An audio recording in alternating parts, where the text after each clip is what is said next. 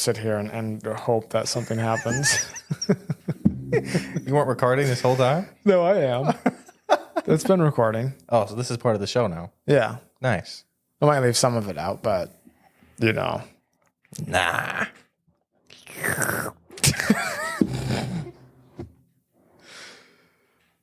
Anyway, so what have you been up to the past couple months? You were renovating your kitchen. Oh my gosh, the past couple months? Well, I found out I was getting laid off, so I quit my job just to stick it to them.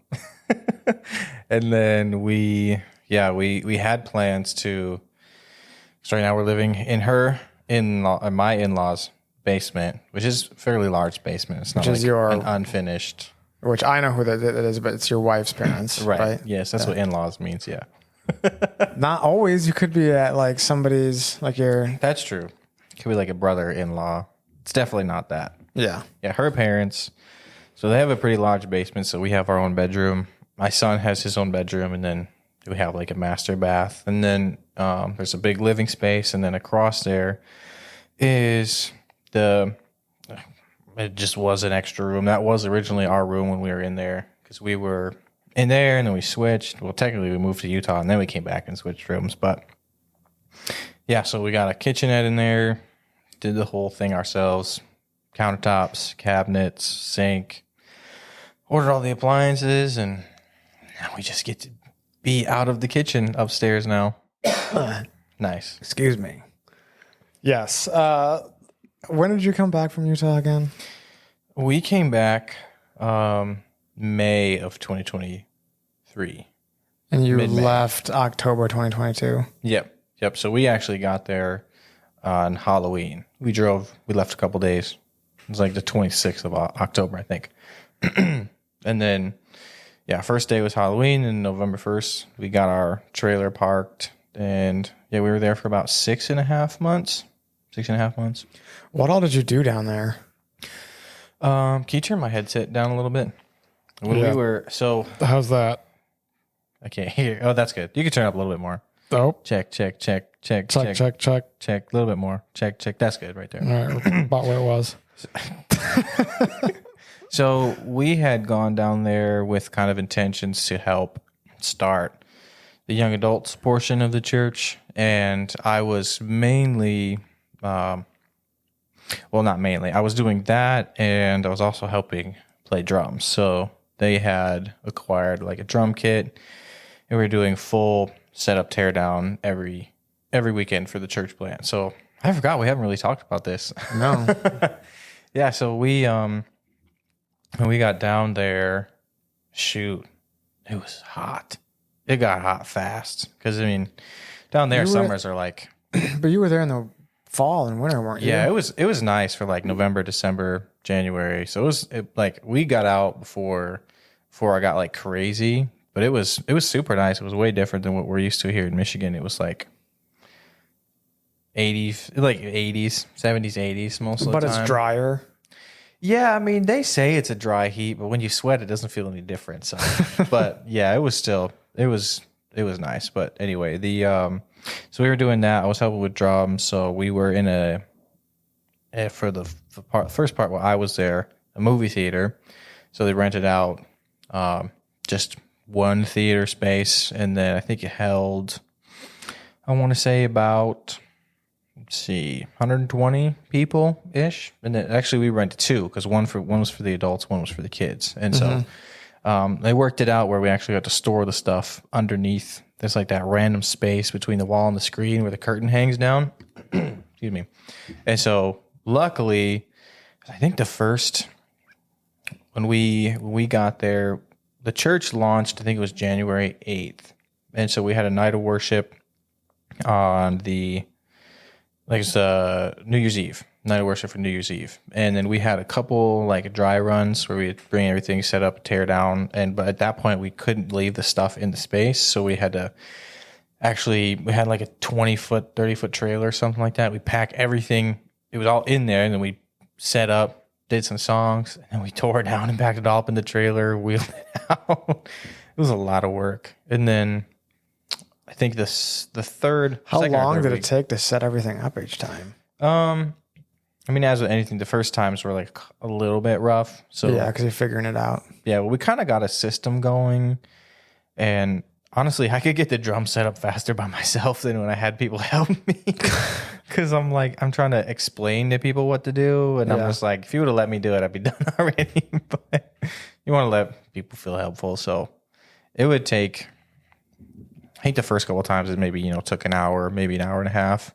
Then we got it to where we could get done in like 30 minutes, pretty much. But you had to do that even if you were just rehearsing.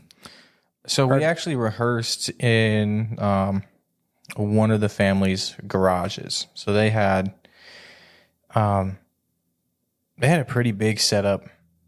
He had like almost like a little concert venue in his garage. Like he had a little stage. He had those big what do you call those silver trusses? I think trusses that they had like lights and stuff on. So like he had a lot of stuff. He had a soundboard. Was his garage big? Yeah, it was fairly. It was like a little bit bigger than. Actually, I think it was a 3-car garage.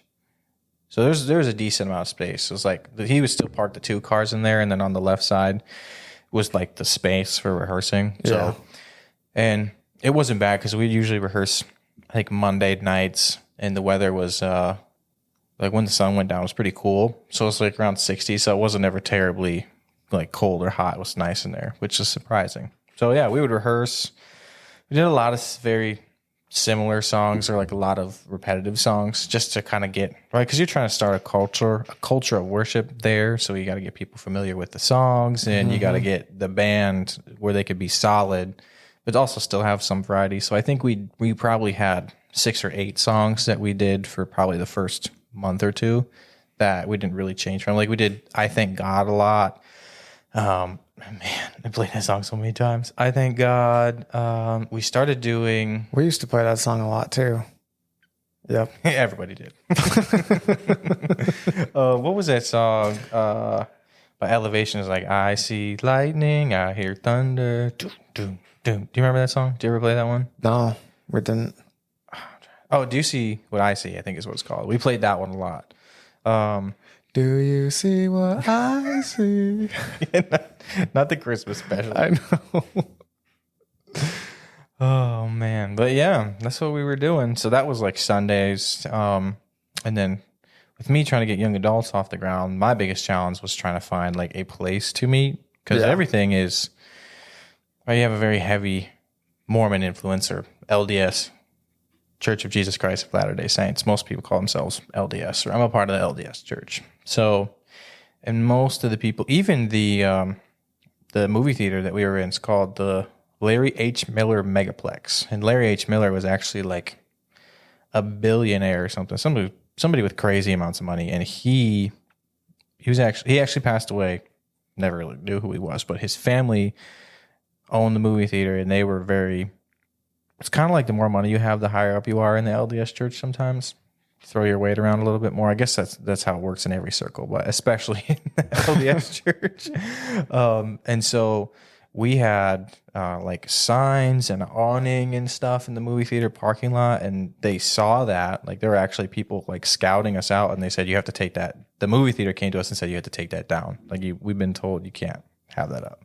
So we were reduced to like one, bifold sign in front of the door, and we had like one, I think, thing by the sidewalk in the grass, a little stick sign, the metal wires or whatever. And so they made their way around it. They actually got a bigger building after we left, but while we were there, it was all in the movie theater. Is that the end of your sentence? Yeah. Oh, okay. Forgot what the original question was. What you guys were doing down in Utah, but you kind of explained it. The young adult stuff, like I was attempting to, and we were on the young adults. The pastor and I, we weren't exactly like, he pretty much gave me free range to kind of figure it out, and I was also having a baby at that time. My wife and I, when we moved down there, she was 27 weeks pregnant, so. It wasn't very long before we had our son. He was born February 9th. So we got there, November, December. And then he was born like basically first, second week of February. So she was very pregnant, very sick. So she wasn't able to participate in a lot of the stuff. which is a bummer for her. And we're living in a camper. I don't know if you ever saw it. It was massive, but Yeah, you were living down by the river. yeah, that's right. That's right. Yep. Before you left for we were in Utah. Genesee, Yeah. at the steamboat park. That was fun.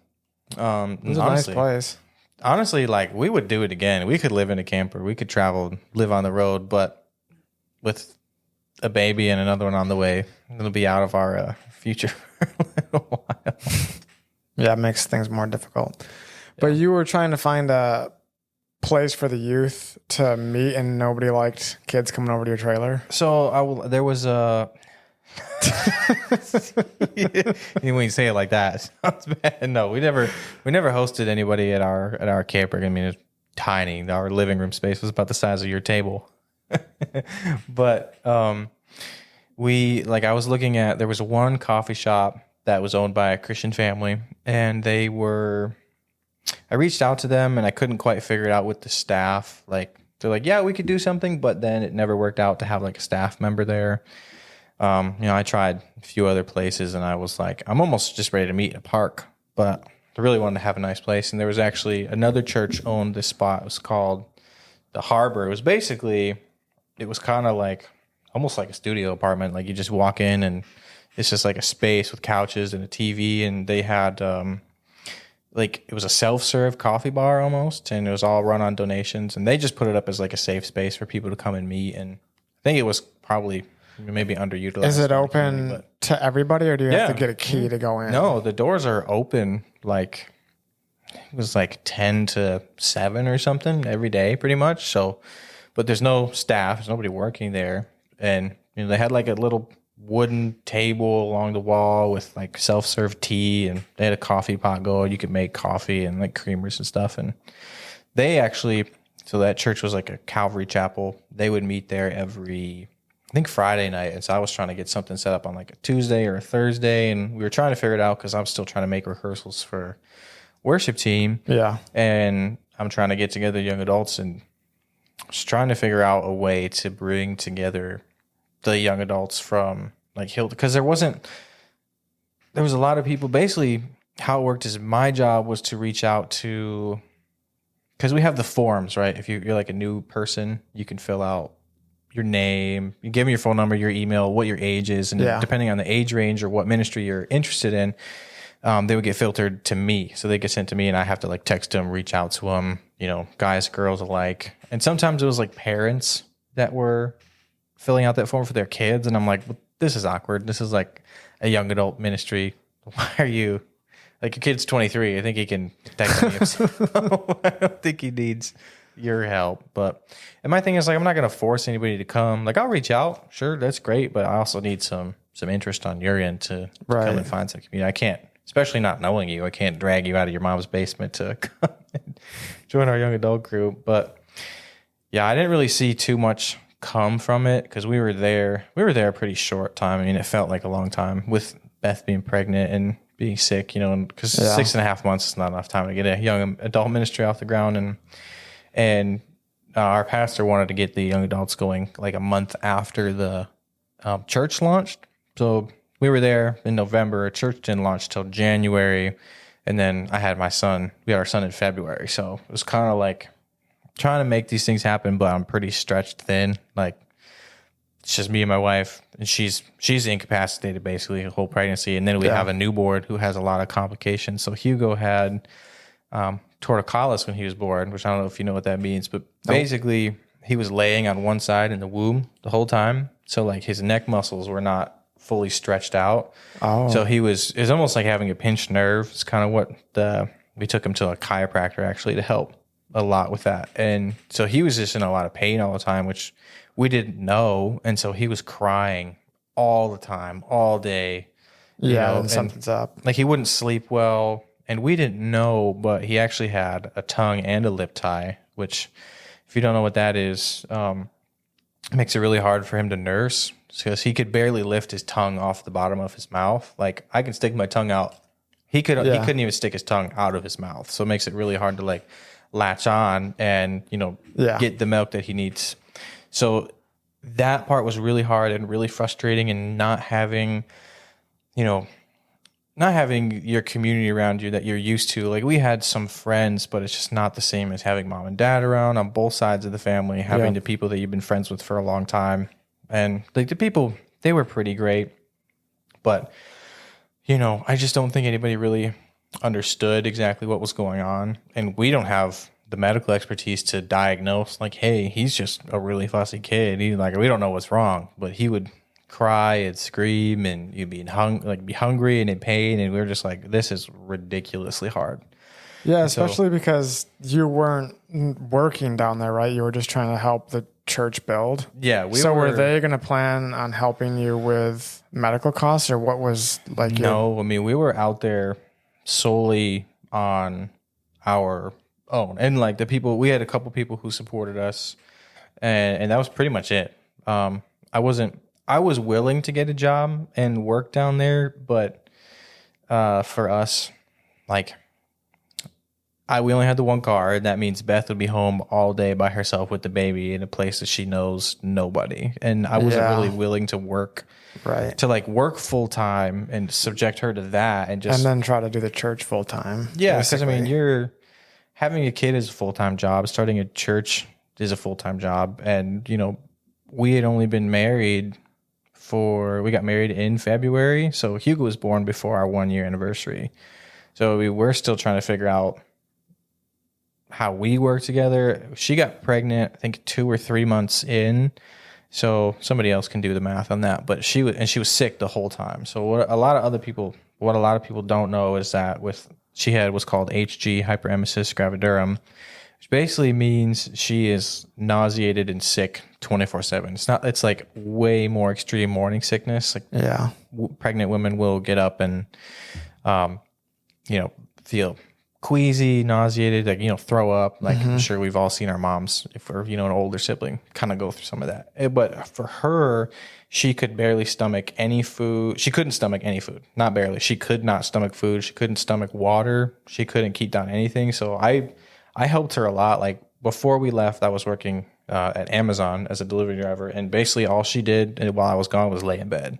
She wouldn't eat. You know, we basically figured out that sparkling water worked the best. It would kind of, I don't know if it was carbonation, but that would sort of not ease, but it would stay down. That was the only thing that she wouldn't throw up. And so she lost like 30 pounds her pregnancy with Hugo. And like right when she gave birth, she was like right back to her pre-pregnancy weight, because all the weight that she gained was just baby and placenta and everything that was growing, fluids. So she gained no weight, which you're supposed to gain a lot of weight because you have 50% more blood in your body. You're trying to build another human inside of you. Like, so it's pretty dangerous. I mean, the amount of women that have it is pretty low. I think it's like it's either 2% of women or 15% of women. I always get the stats wrong, but there was a pretty significant percentage of women that terminate their pregnancies with HG, like have an abortion, just because it's so bad. I think it was 2% of women have HG, and 15% of those women abort their babies because it's just so bad. I could be wrong. Somebody has to check on that, but it's astounding, and I never heard of it. There's a few people that we talked to at Res, like you know, Pastor Carson, his wife had it. So she understood, you know, a lot of different ways people deal with it is to get like a PICC line in their collarbone for IVs if they do them like weekly or daily or like every other day just to stay hydrated. So she was getting infusions for that. We probably did that 3 times a week with her first pregnancy. And we did it with this one as well for our second son who's coming here in a couple weeks. But it wasn't having quite the same effect. But before we left, like she would, you know, she'd be incontinent, so she'd like throw up and, you know, pee herself all over the floor. She could barely walk. Like there was times where like I'm holding her as her legs and whole body is shaking just because she has nothing in the tank. She's just toast. So she took all that with her to Utah. None of that changed until she delivered. Like when the placenta detached and she gave birth, like it was gone, which was crazy. She still had some like lingering nausea, but as far as like the absolute food aversion and the throwing up and, you know, not being able to keep anything down for days, that was gone. So it was just purely a pregnancy thing. Yeah. Which she has with this one as well, which makes... Is it something that comes with every child? Or is it just like, there's a good chance? A lot of people... HG is not very well like researched, and so there's not a bunch of information on it. Doctors know what it is, but they don't know necessarily what causes it, and they don't know anything to help it, and they don't know. Some women will have one pregnancy with HG, and the next one they won't have it.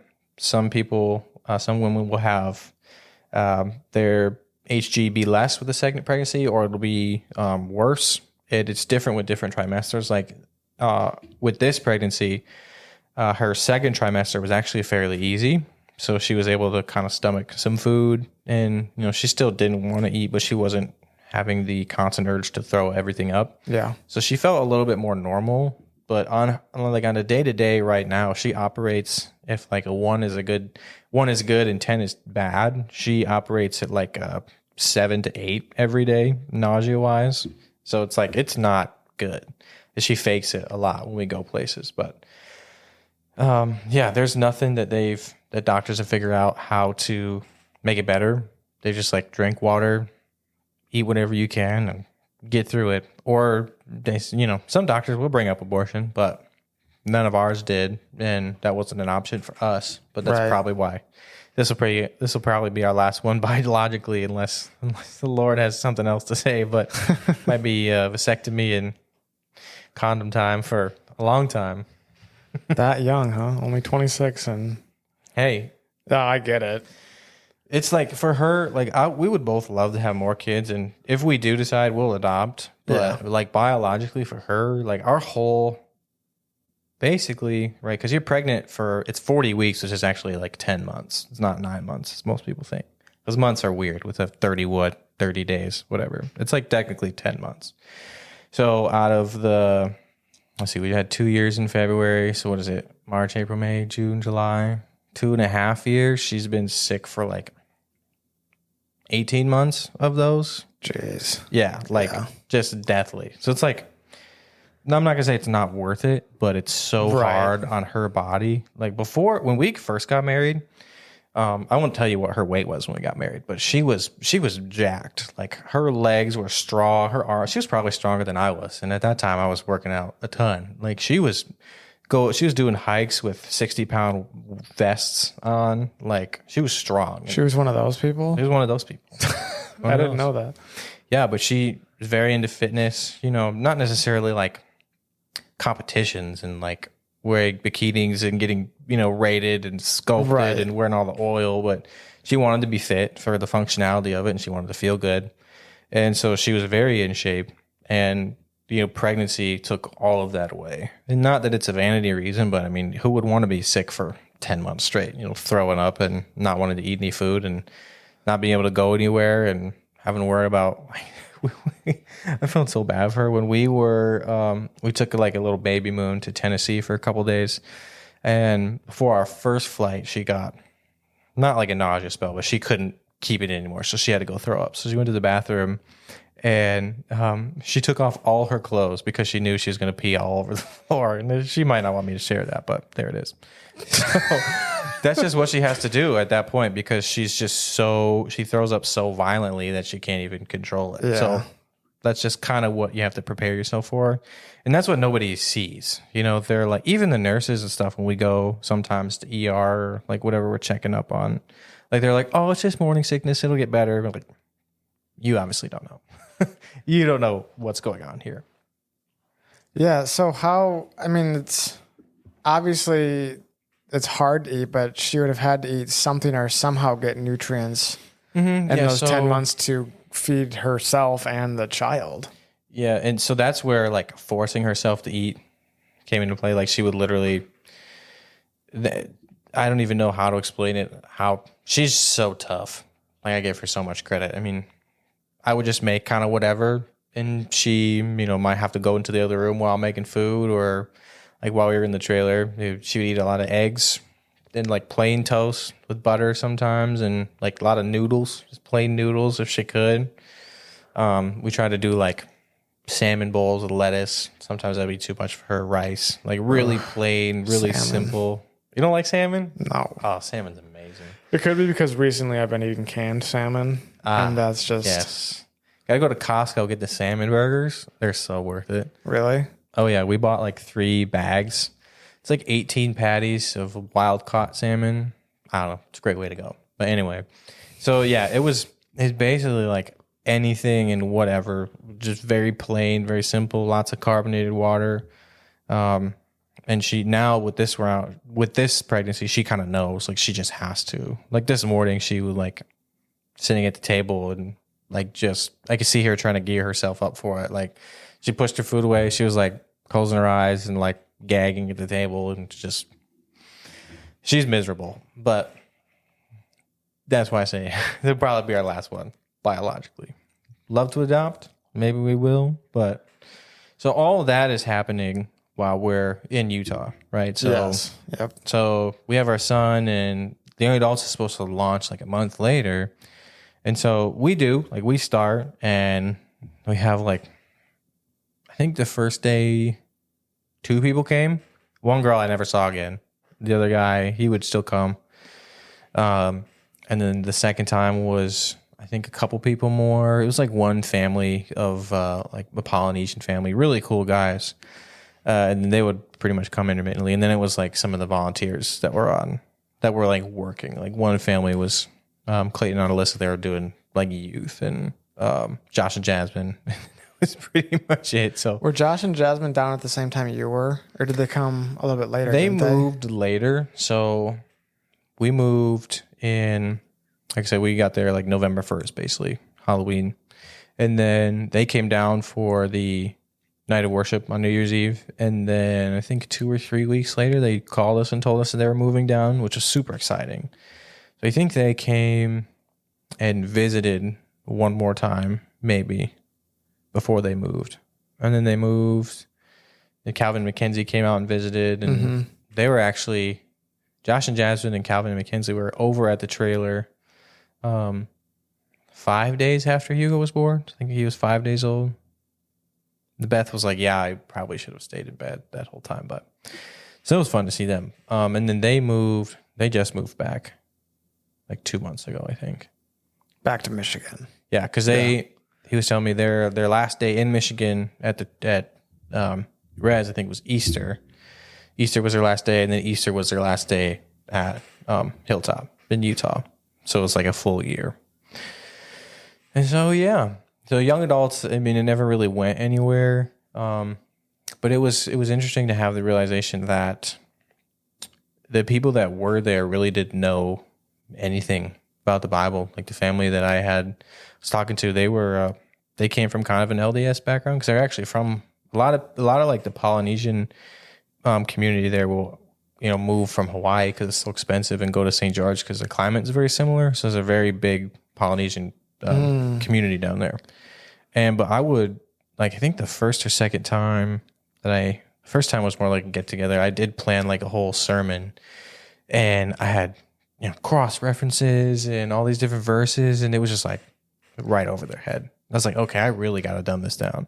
And then I did that again for the next sermon. I did like a passage and I dumbed it down, and still like, right. I was like, okay, I need to do like one verse, and we'll just talk about that, because that's just where we're at. This was for the main service? This is for like our like 5 people that came to young adults. Okay. Like the couple people that were there.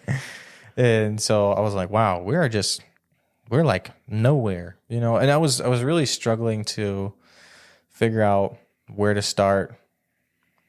Well, where to start really, because, the pastor he's trying to start the whole church and make sure. That was Jared, right? Yeah. Gregory? Mm-hmm. Yeah. So he's trying to, start the church, make sure the the rent's getting paid for the space, make sure all the volunteers are doing their thing. So I'm like, all right, I got to figure this out. So it never really came together. It was a great learning experience, but it was tough.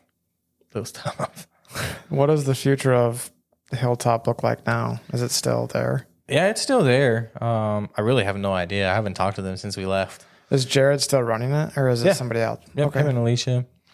Haven't talked to him. And what made you want to move down to Utah in the first place? Like, who gave you the idea? It was so it's such an interesting story that I'm still working through.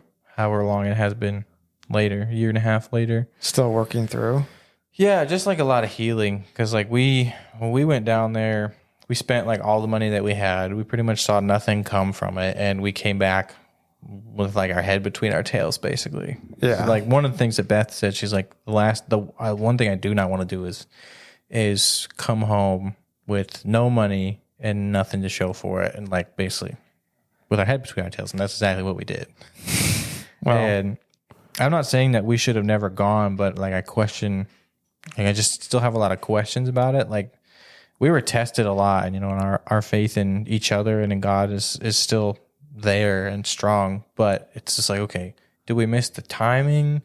Like, did we just hear you wrong? Because initially the reason I wanted to go out there was I met with Jared at a coffee shop before a shift at Amazon for delivery driving. So I met him at a coffee shop out by our house on Broadmoor, and he asked me to seriously consider and pray about going down and helping, unpaid and not exactly what it would look, didn't say what it would look like. He just said, hey, pray about coming. And I had already been praying because at that time my internship had just ended with Res, and I was really hoping to get on staff at Res, specifically in young adults. I had a whole proposal that I gave to Daniel Cavazos at the time, who was the next gen pastor that Jake is now. He's now the executive, what Pastor Al was. Yep. So I presented it to him, and he looked it over, and then we had another meeting. Said, just not going to happen. Didn't really say why. If it wasn't in the budget, or they didn't see if it was necessary, and just wasn't a thing. I think it was two meetings. It might have been one. And so I was like, okay, no problem. Like, still gonna finish out my internship strong, and so like that ended, and I just was like, okay. Because that was 2 years of young adults with Res that I interned with. I mean, Res was very much my life. I was there. Yeah, I Sunday, remember when Tuesday, you were the Thursday, intern. sometimes Wednesdays. Like I was there a ton, and I was like, okay, well, this is over. I got to figure out what's next. And so I was just praying and fasting one day, and I got this word from the Lord. I was like, this is going to be a season of building. And I was like, okay, I have no idea what that means, but I know that I heard you and you said something, so I'm good for now. And so I was just hanging on to that. And then that's one of the things that Jared said is like, we're going down there and we have to build everything. You know, to build the community, the church, the relationships, all of it. And then I felt like the Lord quickened that word in my spirit. And I knew we just had to go like that day. And so we made plans. We prayed about it some more. And I was like, I knew we had to go, but I was going to make sure that Beth was on the same page. So I asked her to pray about it. And we were kind of praying about what the timing was. And, I kind of thought we were supposed to go more towards like December, like end of the year. And she was like, I think we're supposed to be there like in October. I was like, okay. So at that time, I think it was, I think it was May, June-ish, around that time when I met up with him. So I quit my job in September. I think it was like the first week of September. We got everything ready. We moved into the trailer all of October, basically. So we had like 3.5-ish weeks to kind of figure out what that would look like. Because we were living with her parents before we left. So that was the first time we actually lived on our own, was within the trailer. And so we figured out, how it would be to cook meals and, shower, and because it had everything in there. It was just a very small space. Yeah. So, and then just make sure I knew how to do check the gas tanks, and I had to do a lot of repairs on the trailer actually, because it's 1,800-mile drive, and it went through like Iowa, I think, Kentucky, Colorado, I think was the biggest one. So the first, my dad stayed with us for like 3 or 4 days because he drove the trailer down for us. Okay, so he was down in Utah with you. Yep, at our campsite. And he's the handyman. He can fix anything. I don't think I'm that technically handy, but I was able to fix some stuff, like our water pipe started leaking. Our furnace went out. And surprisingly enough, up in the mountains, because we were like 38 2,800 feet elevation. And just to give you the elevation change, the drive to the church was only 20 minutes, the movie theater, and it went from 3,200 to like 2,300 elevation. So the elevation out there is crazy. Where Jared and Alicia lived, which was like 15 minutes from us, was actually like 5,000 feet elevation, something. Wow. It was, so I mean, you're in the mountains, in the Red Rock. And it got cold up there at night, like into the 30s. So I was literally in this 2.5 foot crawl space underneath our trailer, trying to get the furnace out, try to replace like a blower fan part and put it back in there. And it was crazy. I didn't think I was going to be able to do it. And I was so mad that I had to, but I got it done. I got new like connections on all the water pipes. And because I'm like, now it was very maturing for me. Because I'm like, well, I can't just leave it. I have to fix it because otherwise nobody else is going to do it. Yeah. And you have no other choice. There's no other choice. So I did it. I went to the hardware store. I FaceTimed my dad and I was like, okay, what do we got to do? And so he sent me some videos on some parts to replace, and he helped me a lot because he's like, it's probably this there was this little tiny like winged piece that would detect the airflow, and that had busted with all the jostling in the, all the jostling in the 1,800 miles. So that was fun. Yeah, there was so much that we didn't expect to happen. And like when we came back, we just had to work through it all. I met up with Pastor Al when we came back, and he kind of helped me put a lot of the words to my feelings. It's like your circumstances really just caught up to you, you know, being 1,800 miles away from all your support, you know, not having a bunch of money.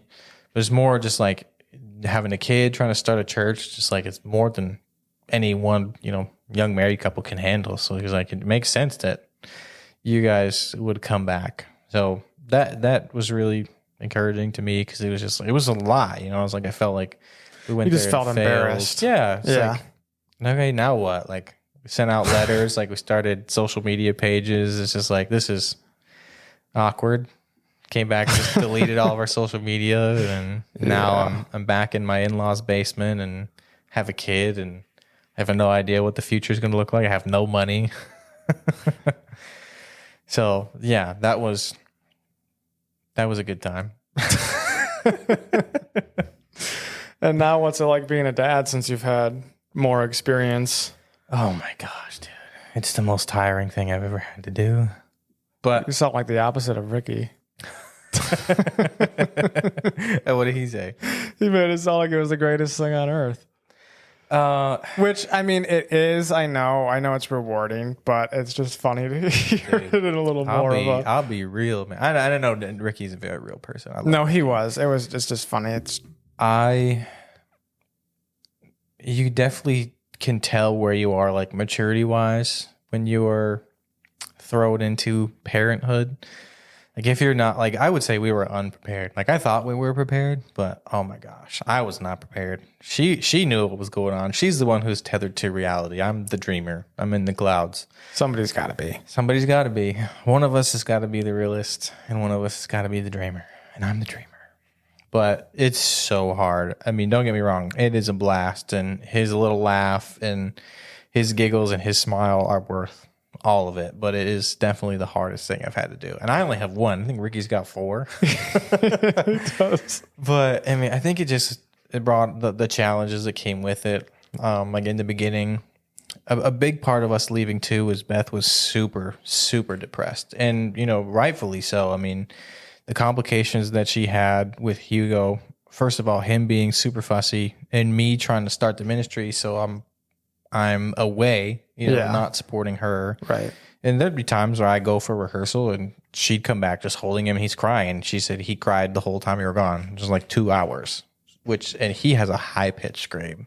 It is infuriating and so irritating, which Beth hates when I say that, but it's just how I feel. So it's so aggravating, but I love him. I have to say that part. I do. I really do love him. But so, I mean, she's doing that, and, you know, I'm gone, and she has nobody to reach out to. The one couple that we did really connect with, Chase and Bailey, that we just went to Disney with, I told you about. Yeah. They moved away while we were there. So they moved to Indiana, which worked out good for us because now we can see them now that we're back in Michigan. But They moved. Oh, I'm trying to remember. So we left in May. I think they moved in maybe March, April. Because Chase this year while we were down there, it's 2023. Okay.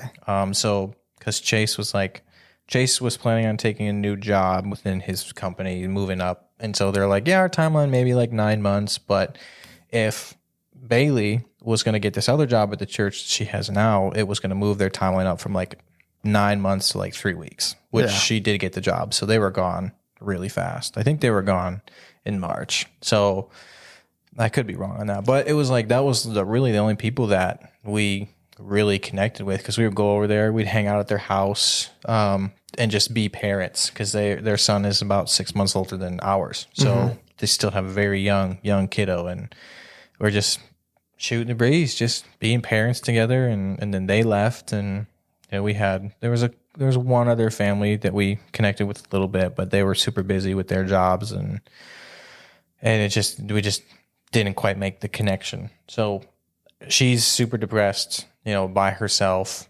Hugo was not breastfeeding well, so she had to, that was another part of her journey. She had to she couldn't breastfeed, so she had to pump for almost like 9 months, which obviously you and I will never experience that, but being hooked to a mechanical machine for 20, 30 minutes every 2 hours does not sound like a good time. And No. for all the people listening, this is just real. So maybe your nipples get chafed, like it's painful, like you don't want to, like you want to go places, but you have to bring this bag with the pump and all these parts, and like you're attached to this mechanical thing, and it limits what you can do socially. And so it's like, it's hard to do anything, because you're right. She's making the sacrifice to feed our child, because we didn't want to do formula, but nothing against people who do formula, but it was really hard for her. Yeah. So that's a whole nother aspect where we're back, and that's still a thing, but it was even more down there. And they just didn't have like medical experts down there. So of all, like Hugo, we had to have actual lip and tongue tie surgery, which I was telling you about earlier, when he was about 6 months old, which was horrible. We had to do it. We had to stretch his tongue every 4 hours, even in the middle of the night. So, and usually they can identify it right when he's born. But we did like a natural birth with a midwife at a birthing suite, which was amazing. But that's not her medical practice to diagnose that sort of stuff. And we had somebody helping us out with that. That just didn't work out. And if she hears this, she'll probably reach out to me, but I blocked her numbers. And yeah, so it was just like, it was a mess. So like that should have been noticed and fixed within the first like 3 days of his life. And I'm assuming it's easier when it's noticed first. Okay. Right. Cause I tell you, he couldn't, move his tongue at all. So he can't, cause you're literally supposed to like, to get the milk, and he just couldn't do that. So it made breastfeeding, because basically, right, he's a baby. He doesn't know how to communicate. So he can't latch. He can't get any milk. He's hungry. He's frustrated. He's tired. So he just, this cycle of crying and fit, and there's just nothing we can do. So we went to bottles, and that helped a lot. But yeah, so we're just dealing with all of that coming back. And then once we got back and settled, it was just like, okay, how do we figure out how to be like parents now? Because we barely figured out how to be husband and wife. Luckily, we communicate very well. But yeah, it was just a whole jambalaya of mess. And we finally, I feel like, gotten to a sort of stable spot until I got laid off from my job. So we're kind of starting all over again. But yeah, it's been a heck of a year and a half. That's for sure. And now you got number 2 on the way. Now we got number 2 due in like, it's the minimum 3 weeks, max 5 weeks. Do you know if it's a boy or girl? It's a boy. What's the name going to be? Can't tell you. It's a surprise. What? I know. Is it going to be? Haven't even told my parents. I can't name? tell you. Your name. No, it's not. I don't think anybody. I don't have any family members with that name. That's always the first. Last name will be Duzan, though. You can count on that. Well, I know that. What made you think of the name Hugo? Was it the clock movie? It was a name that Beth had always liked, and So that was the only thing that was the only reference I had to that name was the book and the movie. Yeah. Because there is a book. It's about as big as your books here, called Hugo. Same story, the boy and the clock or whatever. I haven't even read it or it's seen really the that big of a book. It's massive, but it's got a lot of pictures from what I've heard. It's a lot of pictures, so you would like it. But I have to look it up again. But his middle name is Lewis, which I believe Hugo. It's one or the other.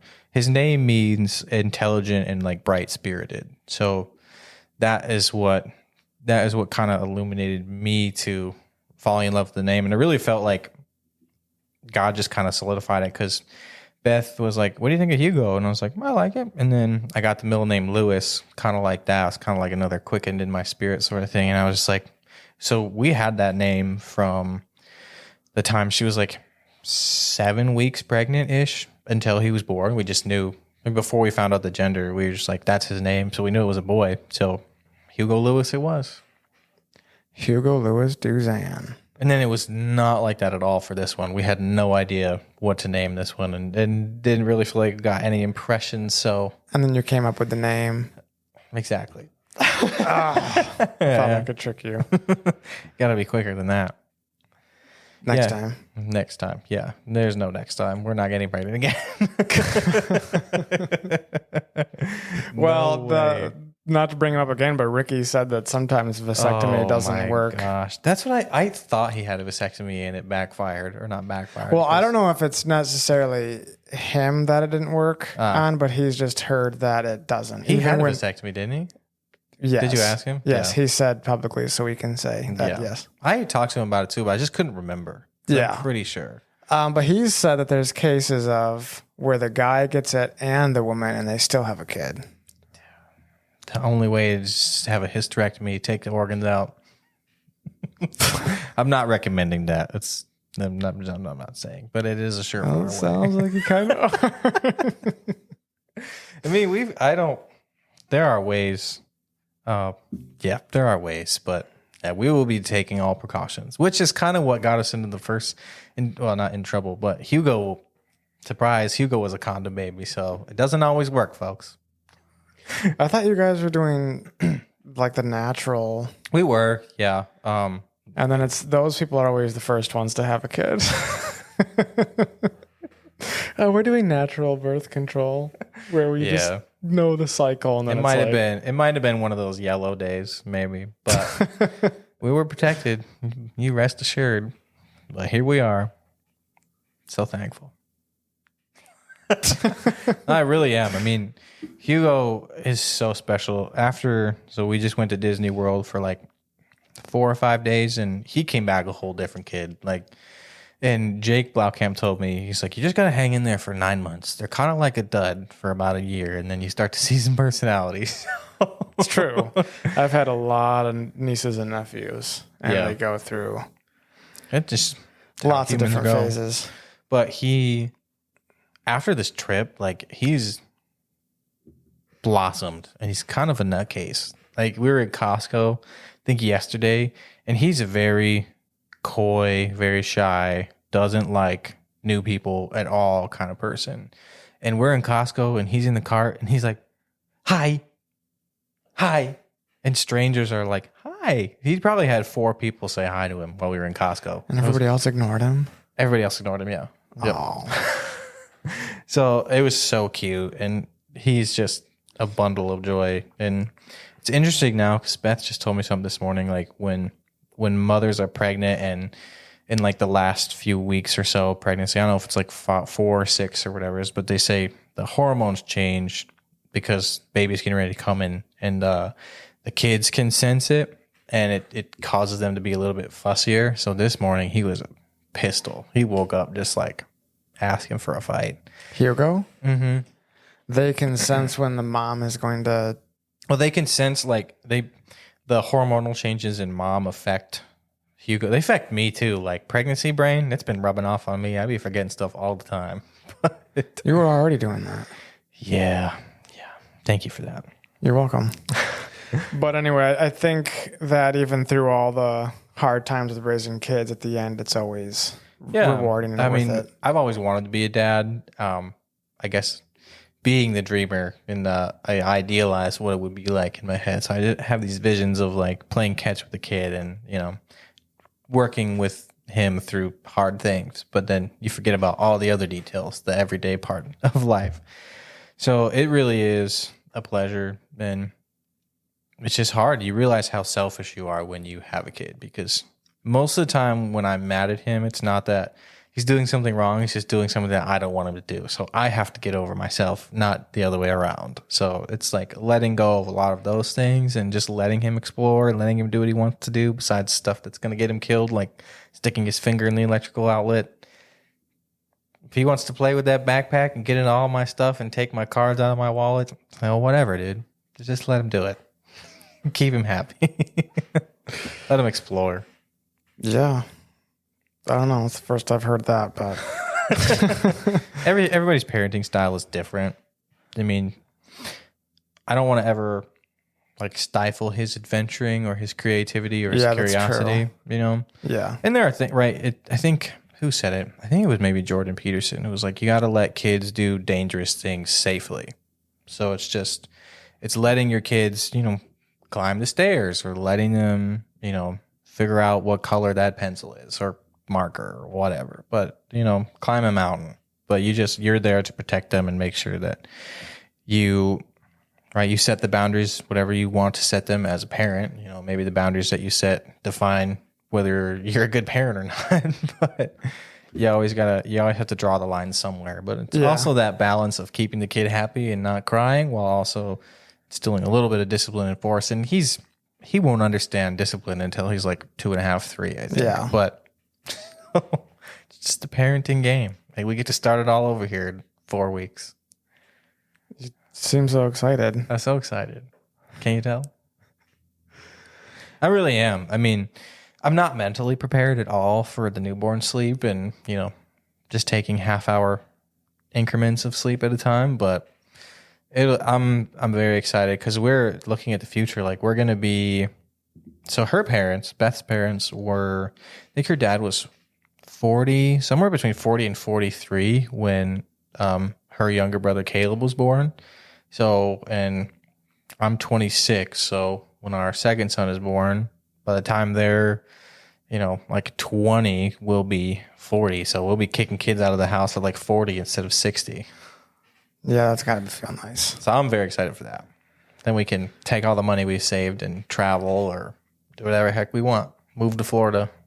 Move to Disney World. I would never move to Florida. Maybe Montana. That would be a place to live. Or Wyoming. Yeah. Wyoming State. I wouldn't mind Utah either. It is weird that there's all the Mormons there, but I would say northern Utah. I mean, it depends on where you go. Like, what's the city in northern Utah? I can't remember. Salt Lake City. Yeah, one. But that's like Mormon Central, I thought. All of it's Mormon Central. Like St. George is, a lot of people are leaving the LDS church. So like St. George is kind of becoming the last like Mormon stronghold. But I mean, they're still everywhere. Like, there's Mormon temples here in Michigan. There is one just popped up on, or it may have been there for a while, but I just noticed it on Duzan. Or 54th and Byron Center. Whatever it is, it turns into Duzan and then back into 54th Street. Is it like a ward or is it like actual temple? You would know if it was a temple. It would be a pretty majestic looking building. Then it must just be a ward. Probably just a ward. But there are like temples here. Have I shown you any pictures of the temples? No. I'll show you when we're done. I heard they're actually really cool. They are beautiful buildings. They're incredibly creepy once you figure out what goes on inside of there. But like whitewashed walls, like there's a thing, it's like the baptism of the dead or whatever, or for the dead. I don't remember, but basically it's like you can get baptized for your ancestors. Like, but you have to be able to trace your lineage though. As far back as you can trace, you can get baptized for them. So there's like people, then you could probably find some videos on it, but they have this basin. It's like 5 or 7 like big golden bowls, and there's a like bull with horns. And there's a pool for like the baptismal, and they'll like dunk you for like if you have 7 ancestors, and you're gonna get baptized for all of them, so that they can move up to a higher heaven, like you can repent for their sins or whatever and get them into so they're like donkey. Like if you have 7 ancestors, like 1, 2, 3, 4, 5, like they just slam. Imagine if you had 100. If you could trace that many, I don't think you'd want to, but I don't know. We actually got to tour the visitor center of the new temple because St. George is actually so St. George has the very first temple that was built for the LDS Church in America. So I think it was in the 1800s or something. Maybe it's way longer than that, but it's the first one. And they built another one. Probably open by now. But you could visit the visitor center for the original one. And they have this like tour, and it's kind of creepy. Like they have this. I'm trying to remember what it was. It's like a bench seat, and they have like these scenes set up, and they kind of take you through like a movie of like it's almost like a testimonial. If you took somebody's testimony and made it an advertisement, but took out all the gritty details of their testimony, like that's what this was. It's obviously like written by somebody, and these people weren't real, but they're like, this family went on a vacation and they went like hiking, and their kid fell and almost died, and they saved him, and they're going through money problems, and it's like they find a ward or something, and they come to the Mormon faith. It's like a weird thing. But at each bench they have like a spotlight on like a scene. Like you're watching the TV and like it's happening. It's like this is like their living room, or this is like the park that they went and hiked in or whatever. It was really weird. But the tour, the visiting center has just all these different things, and they had a big picture of like all the different I think they call them presidents now. There's prophets.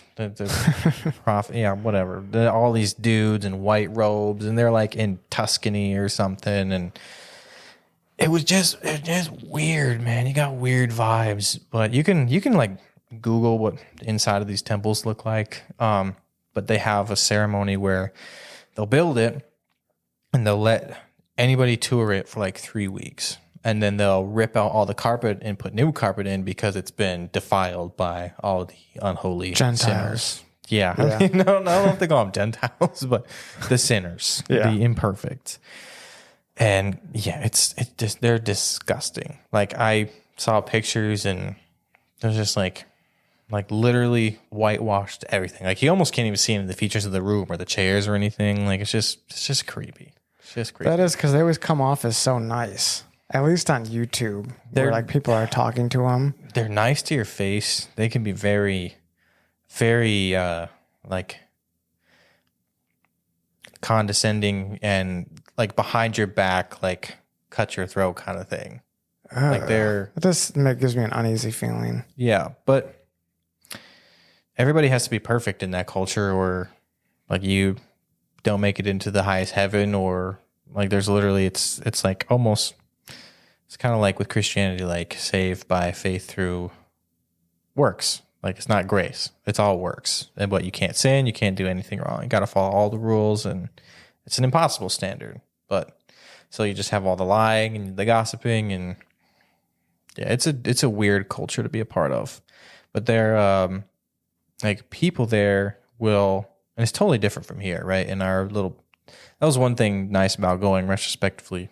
Like looking back, so like it definitely popped our West Michigan kind of Granville res bubble, you know. So I ran into a kid that his family were polygamists. So like he was and he was maybe 14, and his dad kicked him out because he saw him as competition for his wives or something. So he's like on the street, 15, just in the middle of the city. And there's a lot of people that are like that, but there are towns like where Jared and Alicia live. They actually live across the street from like a more fundamentalist of the LDS, because I always wanted to call them federalists for some reason, but they're fundamentalists. Yeah. Yes, of the Church of Jesus Christ of Latter-day Saints, that's where they had their split, I think. Could be wrong, but it's like they believe in polygamy. LDS doesn't really believe in polygamy. Yeah. But there is still a remnant of that. Like if you look into Warren Jeffs, and if you watch the documentary Keep Sweet, Pray, and Obey on Netflix, I think it's still on there. A remnant of that community is in the St. George area, where like they had more of like the what's it called? I want to call it the commune, but like the compound where all these, like, they literally bought like an entire city. I think it's called Short Creek. Like this is the FLDS, and everybody, like worked and gave all their money to the church, and it's more like the manipulative sexual abuse kind of cult. Yeah. But a remnant of that is in St. George. And so it's crazy because you have the FLDS and you have, which is just kind of, how do I call it? Spread out like a little bit, dispersed out here and there. And then you have the LDS, which is everywhere. Like you drive around here, you'll see a church in every corner. You'll literally see, there's one road that has 2 wards on both sides. Is a ward just a small temple? A ward is like a church, like what you would consider. That's where people go on Sunday for their message. And we never actually went to one, which you're able to. And I wanted to, but just with our circumstances, we weren't able to with Hugo and all the stuff we had going on. It wasn't really at the top of our list, but because anybody can go, but depending on where you live, you're actually assigned, like I think within your zip code or street or whatever it is, you actually have to go to a certain one. And then you can visit other ones. But Chase was telling me like it's like an 8 a.m. to noon kind of thing. And there's all kinds of different stuff. There's a dress code. There's nothing wrong with dress code, but it's very cultish. And don't they also check your paychecks to see how much that you should be giving? Yeah, you have to give them your, I think, tax returns to see if the amount that you tithe was actually like up to the 10% that it's supposed to be. And then if it's not, then you lose status or whatever. Like there are many stories of people literally getting disowned. Like if let's say you're in a cul-de-sac, right? There's 10 houses on it and everybody's LDS and you turn Christian, like nobody will talk to you. Like everybody that you were friends with, like you're not getting invited over to any barbecues. Like they won't talk to you. They'll probably talk bad about you to everybody. Like it's just so bad that people have to leave neighborhoods or just like they're cut off entirely from their families because of their faith. Like some people will just do that. I don't know if it's like that for every family because Chase and Bailey, they're Christians now, and his parents are still very much LDS, but they still want to be grandparents to their grandchild. So there's some definitely awkwardness there. Do they recognize the differences between their children's faith? Because I know some Mormons think that they're Christian and so are other Christians, but then... Yeah, I don't know necessarily, because I think one thing that I realized there is that it's so... Just like here, I think people are just kind of indoctrinated into the religion of the culture. Like growing up in the Bible Belt. Like if your family grew up Christian, like you're probably Christian. You may not know what it means. You may not follow any of it, but you're Christian, right? And so it's by culture. Yeah, it's very similar that way with LDS. Or I don't know how much of the people are literally like very, endowed in their beliefs and follow, whatever the Book of Mormon and all their other books and all their rules, or if they're just like, yeah, my family's LDS, we go to this ward and it doesn't affect me. I try not to sin. I don't drink coffee because I can't have caffeine. Yeah. And stuff like that. So it was interesting to go to another place and see that, what's the word? See that kind of idea play out where like we're a Bible Belt, they're LDS. You go somewhere else, you go to India, everybody's Hindu. Yeah. Maybe they're Hindu because they believe it, or they're just Hindu because everybody else around them is Hindu. So right. It was interesting to see that because you could definitely tell like some people wouldn't like a care less. But it's how it plays out because I wasn't, really super heavily involved in that community. It's hard to see the ramifications of saying I'm no longer LDS or I'm a Christian. But there are stories of people being totally disowned and families cutting them off because of their faith change. So I think there are some like true believers in LDS and some people who are more casually and culturally, I'll call it. Seems like there's a lot of religions like that where you just get disowned once you start believing. But Christianity is the only one where it's like, we'll still keep you around. We'll be friends with you. But I mean, obviously there's like the disagreement in belief, but there's still not like I'm going to disown somebody. Yeah. Or cut them completely out of my life. Yeah, I think this is one of the things that I think about a lot, and it's like, where is the line between casually and culturally a Christian and like actually being a follower of Jesus? And I think it's only inside the context of a relationship that you really see the people who are casually and culturally a Christian and who are actually in their Bible and doing what they are talking about. You know, as with anything, you know, talk the talk, walk the walk, but... Yeah. I mean, it's hard to draw a definite line, but like I've got friends, I won't use names, but I've got friends that they'll be anti-LGBTQ, which is widely recognized as a sin in the Christian community, rightfully so. Right. But then he'll swear all the time. And like, it's just like they'll swear or they'll go and hook up with women. But like there's certain Christian aspects that they'll be against, but they're not following. I would say that's one of the lines. Like, they recognize what is right and wrong, especially from a Christian perspective, but then they're just not living it out entirely. Yeah. But they'll choose the sins that they want to be against. Right. Yeah. And that's the thing, right? Christianity is not supposed to be about sides, right? There's two sides. There's the world and there's Jesus, you know? Yeah, it's like, exactly. But we want to play this card where we're a Christian, but we also judge you based on what you do. Like whatever bent you have towards whatever you're going to hate. Like if you're going to hate drinking or if you're going to hate LGBTQ, if you're going to hate, fornication, it's like, okay, you have no justification to judge anybody. I mean, right outside of relationship, because I think that's the biggest thing. Social media has really driven us all apart, I think, because there is supposed to be judging that happens, but it's supposed to be, it's like among your close friends, like they're supposed to call you out. Like if you have no, and you don't, I don't know how you feel about this word. I think you've heard relational equity and you don't like the way it sounds, but like if I don't know you and I'm just like calling you out on social media, or I'm calling you out in person too, it's a little bit different, but I don't know the people who have the bravery to do that nowadays, call somebody out in person, that they don't. I don't know. It's just weird. Like, why are we throwing around so much hate and so much judgment?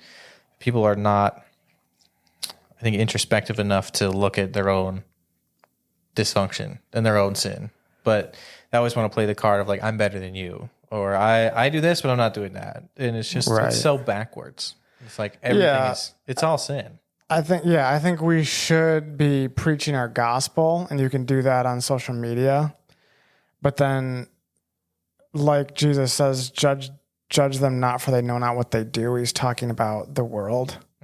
And obviously, if we see sin, it's okay to call it out. Right. If somebody's coming up to us like, hey, you want to go to the bar this weekend and get smashed? It's like, no, I'm not going to do that. And if they ask why, then tell them. Right.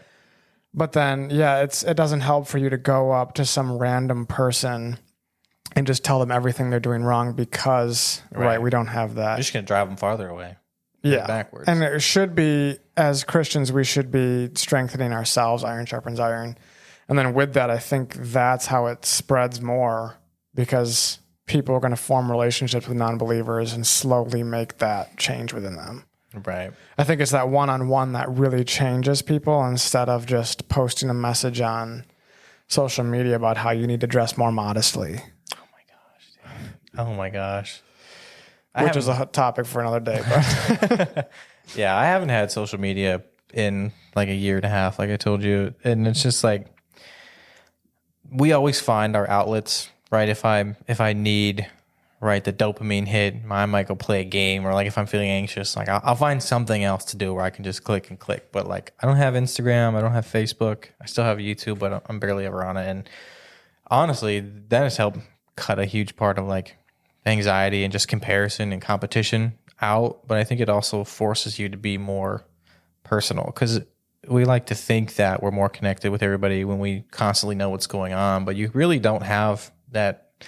there's no relationship. You've just taken all the nitty gritty out of it. You've just got this clean cut, shortened, condensed version. It's like, okay, I see you did this, you did that. Oh, you're engaged, cool. But it's like, I don't actually know you. I don't know what you're going through or feeling, and I think it's just created, right? Social media is a tool. It's great for what you use it for, but I think so many people have forgotten how to be personable, how to have friends, and how to talk to people that can keep them accountable, and how to be, right? They want to be real online, but they can't be real with themselves about the struggles that they're going through, and they can't find help, and they don't have anybody to go to because they haven't cultivated any relationships that go beyond surface level. Yeah. So I think that's one of the biggest downfalls of culture today is we've forgotten how to do like small community, and I have struggled to find it. It's hard. It's a hard thing to come by. You know, it doesn't come easy. It takes a lot of work. Yeah, because not everybody's thinking the way that you are, getting rid of social media, and it's not that you necessarily have to, but right. Yeah, it's not just social media, but like trying to find people, because it takes like intentionality, you to decide that you want to do it, and then you also have to find the right people. It's not like you just pick somebody who's like, okay, this person's going to be my accountability partner.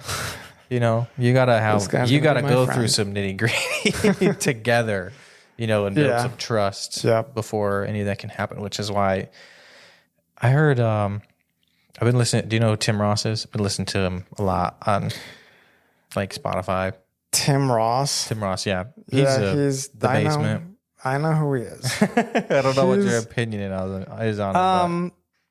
Right now, I'm not the biggest fan because he did have that sermon where he compared Jesus to a stripper, and it's like, dude, come on. Like, you had better words. Everybody always brings up the stripper one, but yeah, he talks a lot about judging people and having that, like, that long distance hate.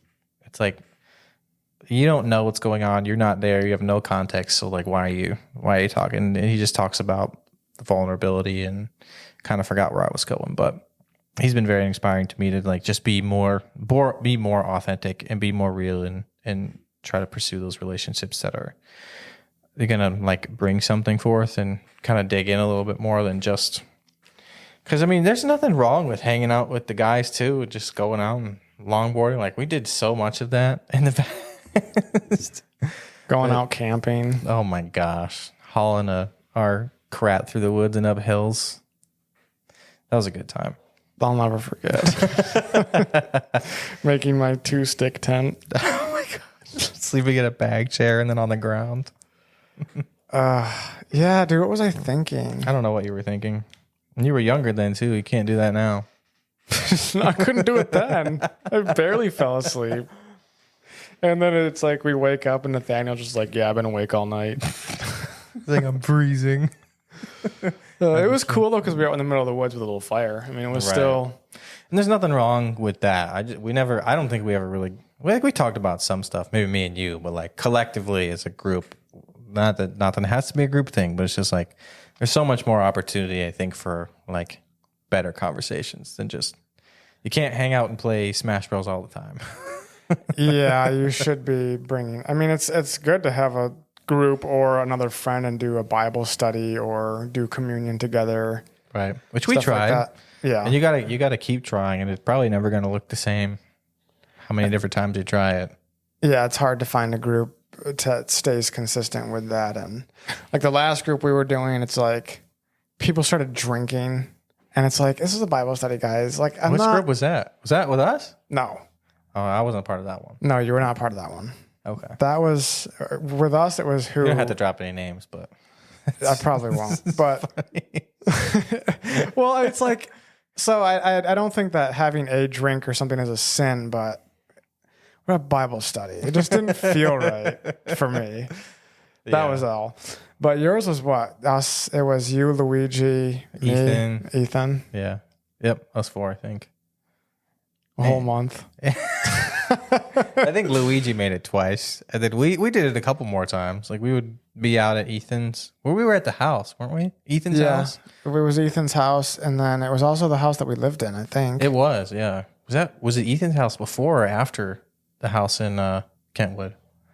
I don't remember, because I remember we had to leave that house so soon. Yeah. It was like, Ethan texted me, he's like, "Here, we got a problem." And I was like, "Why don't you just tell me what it is instead of saying it?" He's like, "All right, well, we got to be out today." Today? Yeah. Oh my gosh. And then I was like, "Hey, you got to ask him to see if we can like prorate it for a week." Did the lease end? Like nobody was aware of it, or did he just shorten it? Okay. Well, that's the last time I've let somebody else read the contract, and it was Luigi who read it, and then Of course. and he missed over something important. Oh my gosh. What did you guys do? I don't even remember. I was like, I have to go back to my parents because I don't have anywhere planned to go right now, and I can't just be hauling this stuff around. So I futon dumped it, couch dumped it. Just drove it to the dump and got rid of it. Really? You didn't even take it to your parents' house? No. I'm trying to remember what couch you had. Was that your couch in the living room? Yeah. Well, there was Luigi's couch, was a little nice looking, and then I had that old floral one. It seemed like. Oh no! You took that one from your? Was that from your parents? I think that was from my grandma's. Oh my gosh, dude! Was that in the basement? Was it like a 2-person? I'm trying to remember. I think I remember. It looked like it was a 3. It seems like it was a 3-person couch, and it was brownish, and it had like a floral pattern on it, just like an old style. Like it looked like it came from my grandma's Justified house. to take it to the dump. Yes, and then the futon was just old. It's probably where my back problems have come from now because it's just sleeping and the on floor bed. Is that a full mattress on the floor in there? Yeah, I think it's a queen. No, that's not a queen. It might be full. It's definitely not twin. But dude, my room in that house was so messy. I don't remember if you ever saw it. I do remember. You didn't like to let people in. It was on the top floor, but yeah, every once in a while I'd peek in there and you couldn't even see the carpet. It's weird how much things have changed. Like I'm still like a little messy sometimes, but it's a lot better. Do you still have all your denim jackets? Yeah, but I don't wear them as much anymore. Ah, dude. It's like the denim vest with the fleece sleeve. Always get me. I have that one still. I know you do. You still shopping at PacSun? No. Hollister? Not really. This shirt is Hollister, but it's so old. I was going to say, I recognize that shirt. And it doesn't say Hollister on it, so I wear it. I don't know if you're allowed to say Hollister on the podcast. You don't have that trademarked. Well, I'm not sponsoring them. Oh my gosh. But yeah, I mean, you get older and you just stop wearing certain things. I didn't stop caring. I just stopped trying as much. Because like I have a bunch of skinny jeans, but my kid, dude, he gets my clothes so dirty all the time. It's like I remember the first time that we met with Chase and Bailey. It was at the coffee shop that I told you about, the one that was owned by the Christians. And we had never met them, but we knew that they were kind of similar age because Bailey is the same age as Beth. And Chase is a little bit older. He's like 31, 32. Yeah. So he's like 7 years older. But anyway, we were meeting them and they come in with Jackson. I think Hugo, maybe Hugo wasn't born. I don't remember. He might not have been born yet. But they come in. We're sitting at the table and I think 15 minutes in, Jackson has a blowout all over his shorts. So like he goes to the bathroom and Jackson's their son. And he goes to the bathroom, like changes his whole changes Jackson's whole outfit, but he has nothing, so he just tries to wash the poop off his shorts, and he just owns it. So, like you just kind of have to. Like nothing that I wear is gonna stay clean for a day. So yeah, if I it's not worth changing my shirt to go somewhere. Besides today, because I knew I was gonna be here, I had to be presentable. But it's just like the little things. Like I don't want to wear stuff that's too nice. I also want to be comfortable.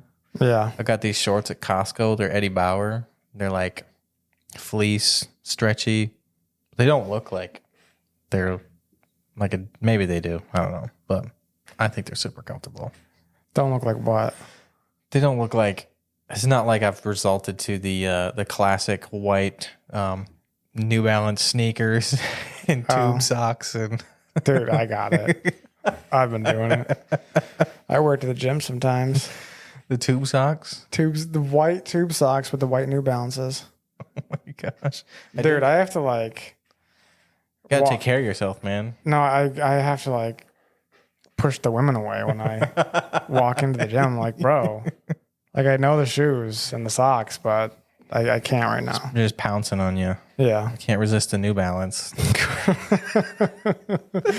But yeah, as far as clothing, I don't necessarily go with expensive, but I just like to look a little more put together these days. There you go. Like a little more mature. And I feel like a lot of times a jean jacket just doesn't portray, which is sad, but gotta grow up. I have like 9 jackets, and I love all of them, but I can't wear them in the summer. But I also don't know if I can wear them with kids. Can't you put them in the wash? Or is it like anything? Yeah, no, I can wash them, but it's just like I have so many. And I'm really trying to like get rid of stuff and not have so much stuff. Yep, since Beth and I got together, like when we started dating, she didn't make me, but she's like, you have so much stuff. Because she was a pure minimalist. Like she had everything that she owned in one point in a box that was like 18 by 18 inches. Like it was everything that she owned. And clothes? Everything.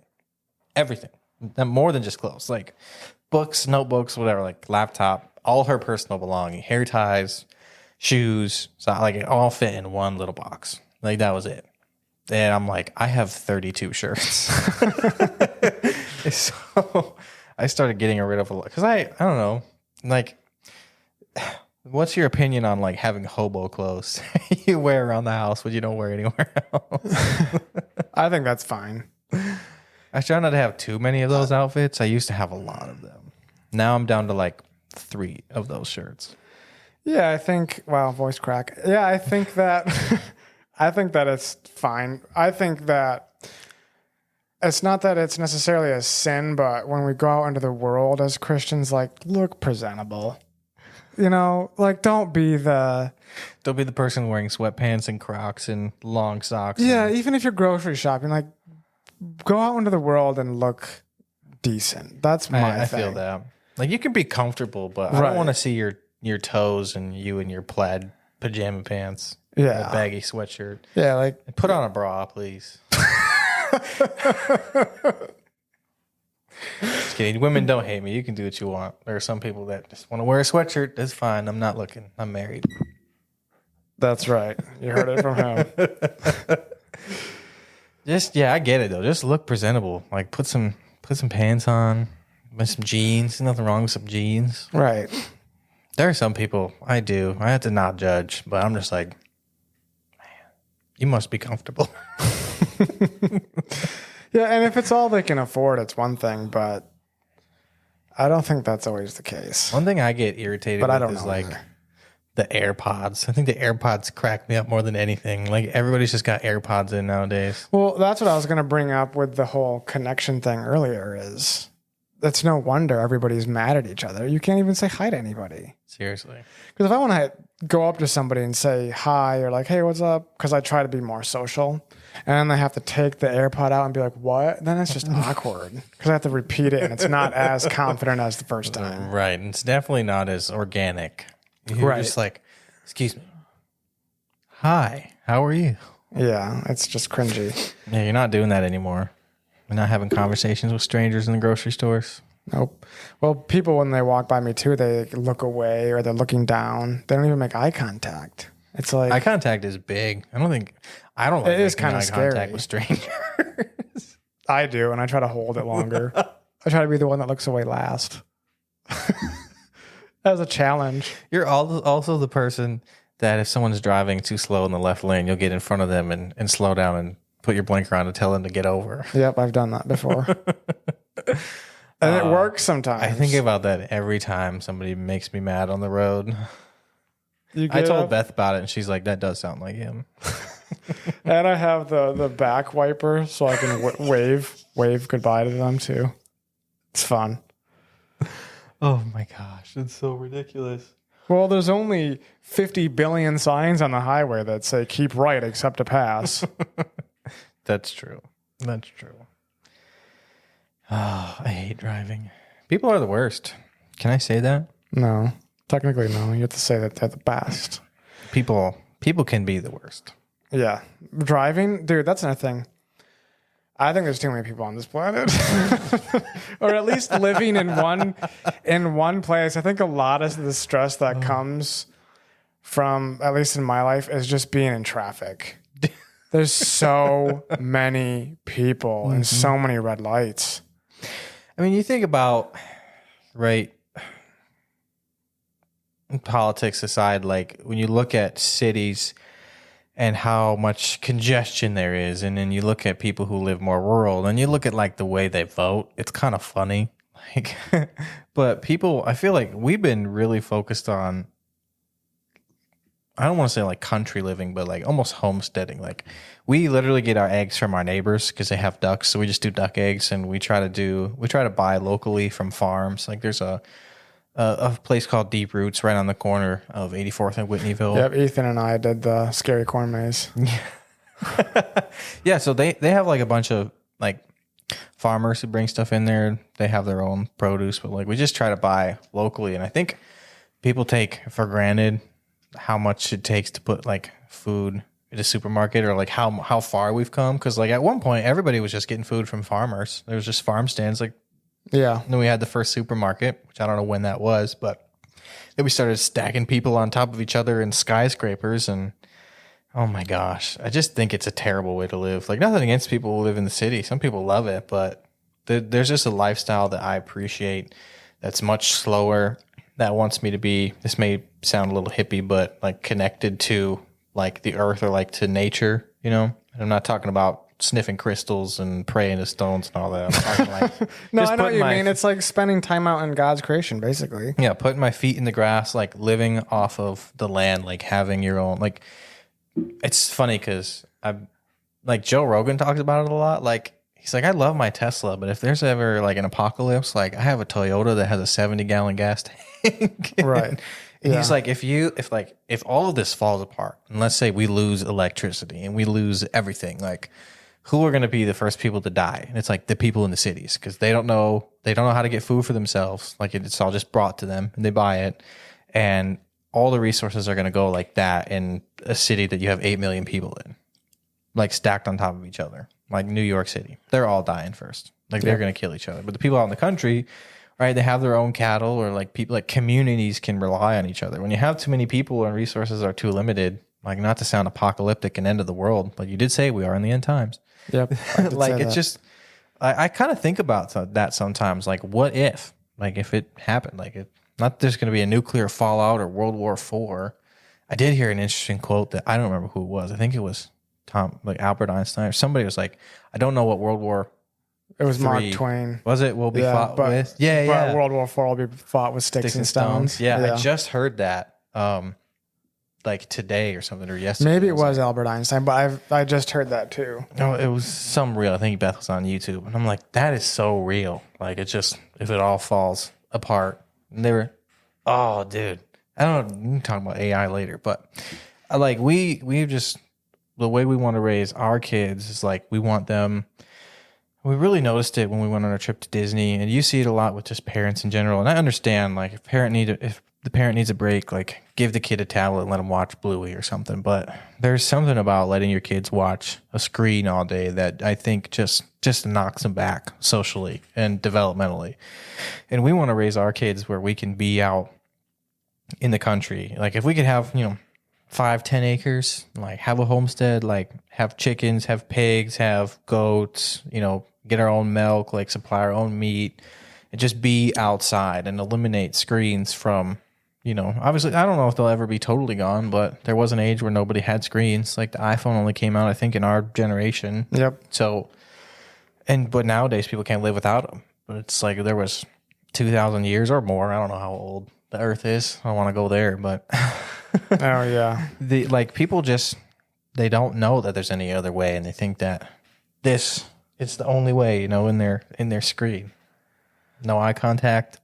Yep. Like what did we come to? And I find myself much more satisfied being outside and working hard and, kind of building something than just getting a paycheck and, going back to the routine of whatever debt I have to pay off, Yeah. So I don't know what your thoughts on that. You maybe like the castle living in the apartment. No, I would love to live out in the country with my own crops and homestead and all that.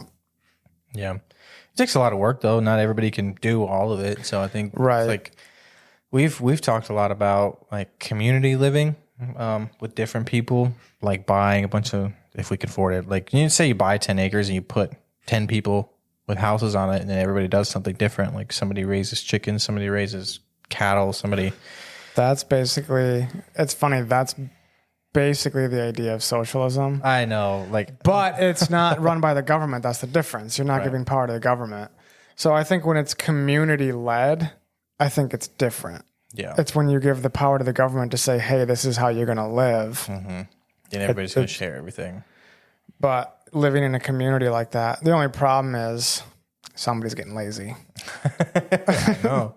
Somebody's getting lazy. And then people are getting angry at the somebody getting lazy. And then that's the only downside is like people just ruin everything. They really do, because community living is a great idea. Right. You live with people 10, are the worst. Yeah, you live with 10 people and then you share the food, but then someone's like, well, they're going to be doing this. I don't have to do as much. And then the guy doing more is like, well, he doesn't do anything. That's true. Then, yeah. There's so many different ideas we've thrown out and just trying to figure out what it looks like to like have our own home in this day and age. Because, we don't make a ton of money and stuff is just stupid expensive. And inflation has caused the prices of everything to go up. Not that we're going to rant about groceries and gas, but gosh, man, I can't save any money. And we don't even spend money a ton, It is hard. I don't really spend money either. I have 2 jobs and it's hard for me to save money. Yeah. So it just, we dream and we are where we are for right now. And it's not a surprise to God. Not that God's going to give me 10 acres and a mansion because he just wants me to have it. But yeah, sometimes some of that's prosperity gospel. Yeah, sometimes you got to put in the work. Yeah, it's a little bit of both. But yeah, it's nuts. Would you want your farm or homestead to be in Michigan? That is a good question. There's something to be said about living like far away from family. Like it's actually super fun. Like you don't necessarily have to deal with all the drama and all the stuff. Like when we were in Utah, that was just removed for us. When we came back, and not that family's bad, but like, no, it's terrible. Just kidding. There's so much like maturing that happens, right? Because when you get married, or even just when you move out on your own, like you have to become something different than when you were living with your parents. Otherwise, like it just won't work. Like you have to grow. You have to do your own laundry. You have to wash your own dishes. And something about being in a different state is just so freeing. And like there's no family pressure. There's nobody telling you like what to do. Because I feel like even when we move out, like some parents are just a little overbearing. And so, but it's just crazy. I don't know. Have you ever lived out of state, like away from your family? I mean, you've lived on your own plenty of times, but. No, I've always wanted to move either to Arizona, which would be very hard to have a farm because it barely ever rains. Right. Or I want to move almost to the opposite side, which is Maine. Okay. I would love to live in Maine. We really want to go visit Maine or like Connecticut or something over there. Like East Coast. Yeah. But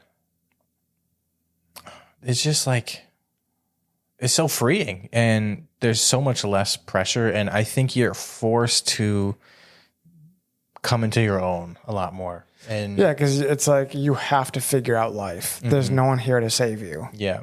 I think that's a really big thing, right? That it's just a natural causation of the current circumstances of our nation and our culture. Like stuff is just so expensive. So you don't have people moving out on their own. Like they're living in their parents' basement or something, or, there's always like a fallback. And sometimes I think most of the time when there is no fallback and you do fail or you're forced to succeed, like there's just so much growth.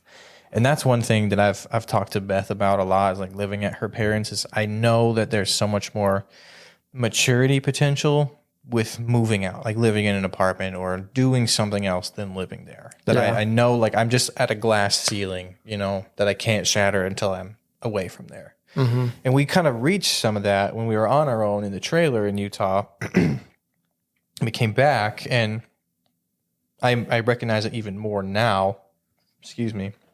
But yeah, there's just a lot to be said about living on your own, and especially out of state. It's just like you have so much more opportunity to adventure, explore, like grow as a person and figure out, because there's really so much. I heard something the other day, like some clip from whatever Beth was watching. She's like, there's some British guy, somebody from the UK, about Americans. He's like, people say Americans are not well traveled. It's like, but they don't have to travel to go.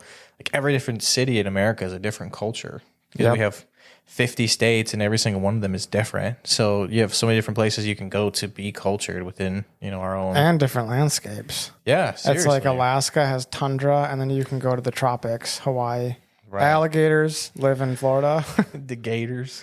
It's also funny too, because I got into like really big into national parks and hiking. Yeah. And so I was watching this guy from Florida talk about the national parks that he's visited. And he's just blown away by seeing deer. Yeah. It's like, to us, it's like, right. We hit deer with our car. But it's just funny to see that and then he's used to alligators.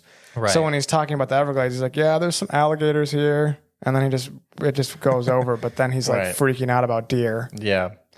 And I think that's one thing people need to do is travel more, right? I get everybody's money situation, but like there's just something to be said about getting out of your bubble and forcing yourself to experience a different culture, because you will find things that you don't recognize wherever you go, as long as you get out of the radius that you're comfortable in, you know? Yeah. So we did that in Utah.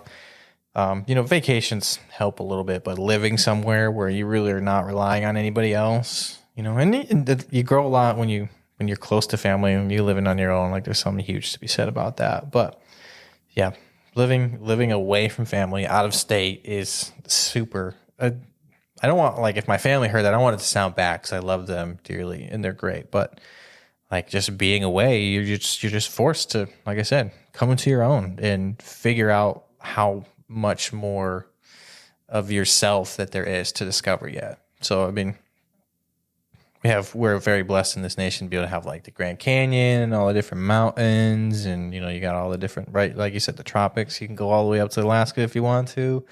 I wouldn't, but maybe. You can go to Nebraska where there's nothing. We have nothing here. Like you can go live where there's nothing too. If you want to hide in the corn, like go for it. Kearney, Nebraska. That's where I left my favorite pillow in a hotel on our trip back. Really? So mad. And there's nothing there but like a Japanese steakhouse and 3 hotels. This whole area. There's one stoplight off the highway. But yeah. Yes, sir. All right. Well, I think we're at about hour 40. So really? Snap diggity. I don't think if you've got anything else to talk about. If not, otherwise we can I could talk about a lot of different things. I could talk about alien visitations. We could talk about Elon Musk. Just kidding. Alien visitations? I'm just kidding. Okay, I was going to say maybe save that for next time, because it's a long one. But yeah, we'll just end this one here. I think that's a great time to call it quits. It's 3:00. Getting late. It is. I got to go to bed in like 45 minutes. Yeah, me too. Dinner's in 15 minutes, so I got to get going. Dude, it's going to take you a half hour to get home. I know. I'm going to be late. Bye. All right, everybody. Thanks for listening. Bye. And don't forget to have a blessed week.